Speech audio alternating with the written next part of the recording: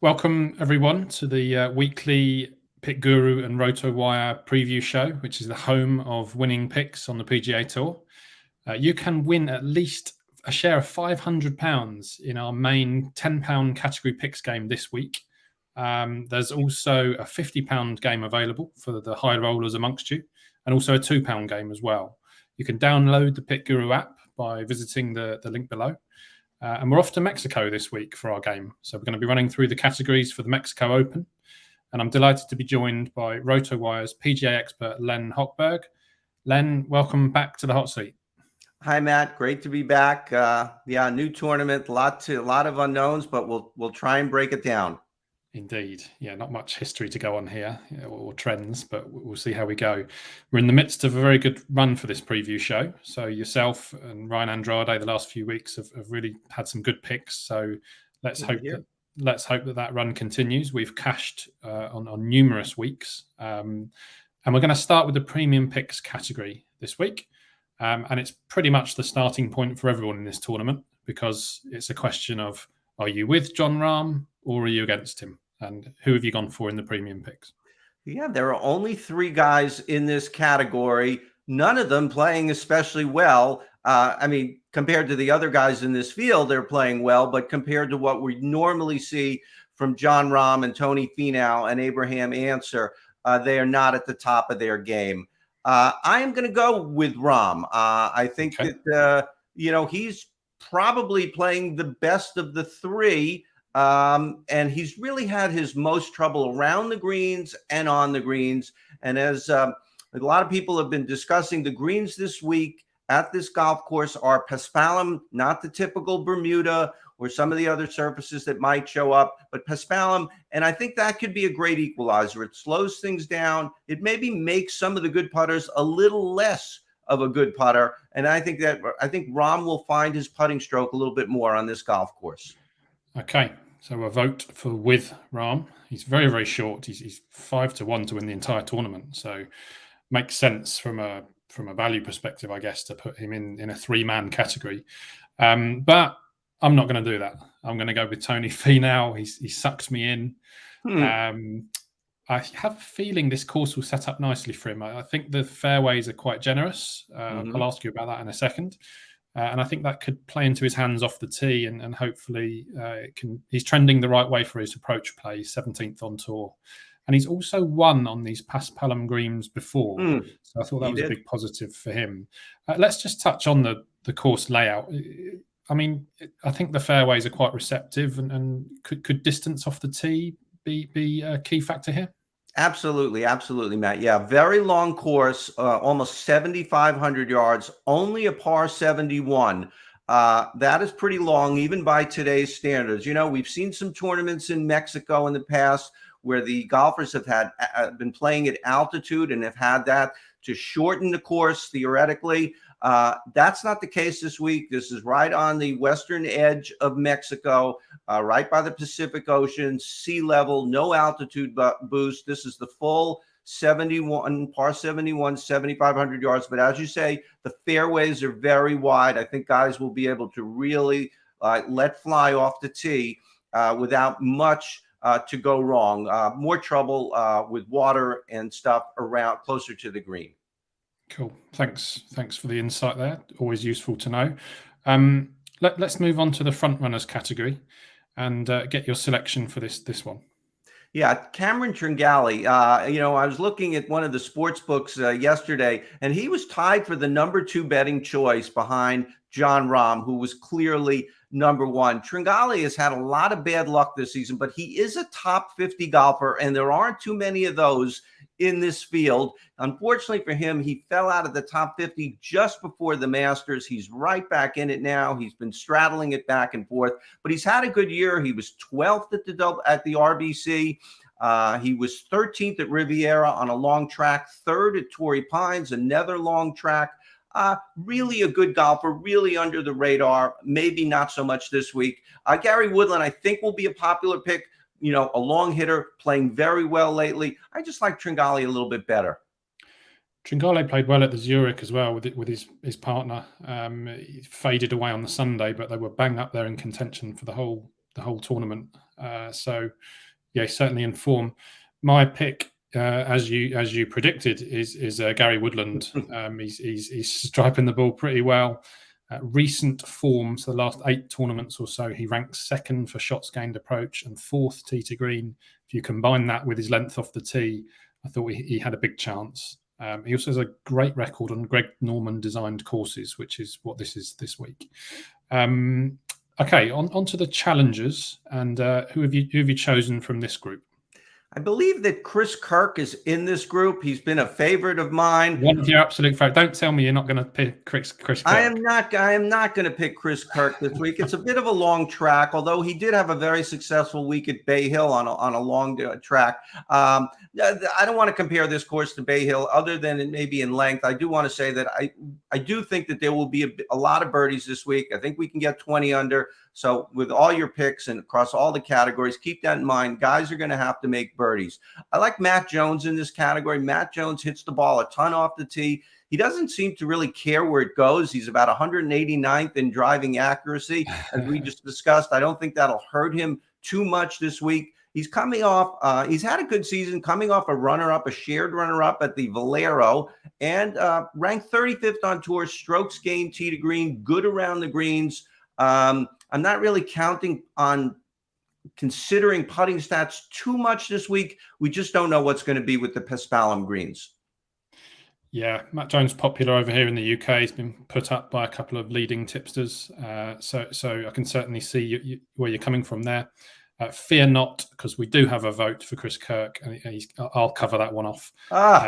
So my notes here are Mr. Solid, 25th shots gained off the tee, 36th approach, 12th around the green, 9th tee to green, 21st shots gained total, spot the problem, 130th for putting. So I'm very sweet on him, and I thought he was a really kind of consistent. Well, I have a soft spot there, and I wish you reasonably good luck with Chris Kirk. We'll see. Might be a bitter pill to swallow. I'll give a mention to Sebastian Munoz as well, who I was tempted by. Again, he's another bad putter, 186th on tour, but recent form, he's trending in the right direction. I wouldn't put anyone off him as well. We've got the interestingly named UK Lads category next. Last week we had the Andrade Arrow, but we're back to the Hochberg Hammer. Where's it come down on in this category? Yeah, I'm about to say 2 words that I don't think I've ever uttered together ever before, and those are Callum Tarran. Wow. You know, the 31-year-old Englishman. He was 5th at Puerto Rico earlier this year on the Paspalum greens. He's going back and forth with the Korn Ferry Tour, so he's not fully established on the PGA Tour, but he was 7th last time out on the Korn Ferry. Decent greens in regulation number, top 80 or something there. So I just have a feeling about him. He's been playing pretty well. Aaron Rye, we've talked about him before, was also on my radar, but Callum Tarran all the way. Okay. Callum Tarran, yeah, his name does pop up in some of the recent shots gained metrics as well in the last few tournaments. So I think he's an interesting alternative. It's a nice angle.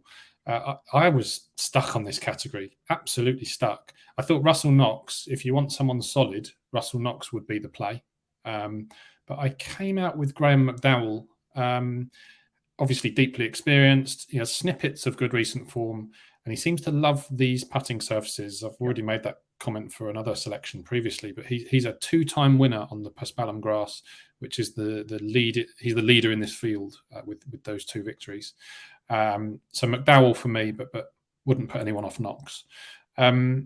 Let's do what we always do. So let's cover off 2 categories now. And we're going to cover the home run hitters and the US contenders. And which 2 players have you gone for? Yeah, home run hitters. I like Wyndham Clark. I'm kind of a Wyndham Clark truther. I really, what really attracts me to Wyndham Clark is that he is a very long driver. He's like 3rd in driving distance. He's also a very good putter. And we just don't see that combination of the longest drivers being really among the best putters. And Wyndham Clark is, that doesn't explain why he's not a better golfer. There must be a lot going wrong with the other 12 clubs in the bag. But Yeah. I do think he'll have an advantage this week with his length. He actually is coming off a very good week at Harbor Town, a short track. So maybe that's a good sign for him. And in the U.S. contenders category, I had a lot of trouble here. I landed on Sahith Theegala. I was considering Chad Ramey, who won recently on this putting surface. And what I like about Chad Ramey, and I'll get to Theegala quickly, what I like about Ramey is that he did not have a hangover after his win. He came out, he's made his next 2 cuts. So I think he's kept his level head, and he's playing pretty well. But Theegala, again, like Matt Jones, no regard where his golf ball goes off the tee. Won't hurt him too much this week. He's made 5 of 7 cuts since his coming out party in Phoenix. So I think he's playing pretty well as well.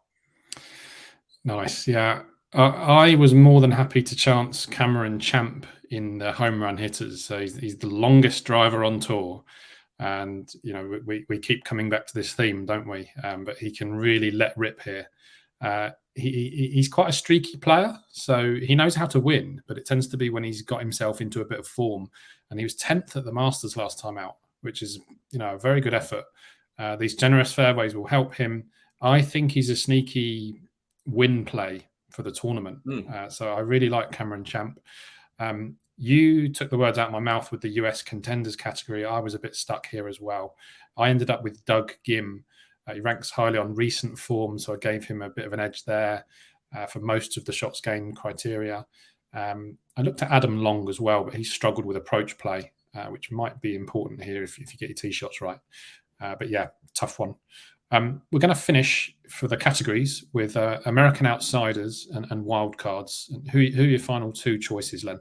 American Outsiders was my toughest category, going back and forth between Mark Hubbard and Scott Stallings, neither of whom I really like a lot, landing on Scott Stallings. When Scott Stallings is playing well, he is a good long iron player. He's not been a great long iron player this season.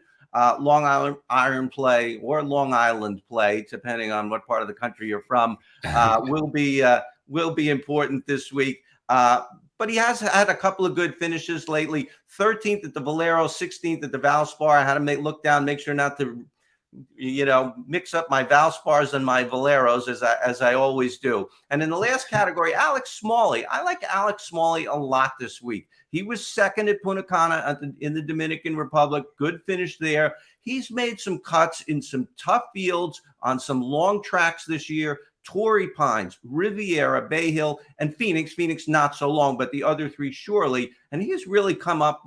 He hasn't had a real breakthrough finish, but he's been making himself get to the weekend, and then we can go from there. Okay, interesting. American Outsiders, I thought it was very competitive. I read your colleague Ryan Andrade's written preview that's on pickguru.co.uk. He made a really good case for Brandon Wu, and he that was good enough for me. He was my selection. He's had a terrible start to the season, but he's improved slowly, but as it's gone on, and hopefully he can improve again this week. And I guess this is what this video is for. You've really swayed me with your case that you've made for Alex Smalley there. My pick is Scott Piercy, but I wasn't confident whatsoever. So I might jump ship and jump on the Hochberg selection of Alex Smalley. I think you made a really good case for him there. But Piercy, this is wide open. He's got some nice recent figures. He was 12th at the Heritage, 21st at the Zurich, although there's obviously a lot of ties at the Zurich. And he came out better than most in this category on the last 8 weeks of shot gain data.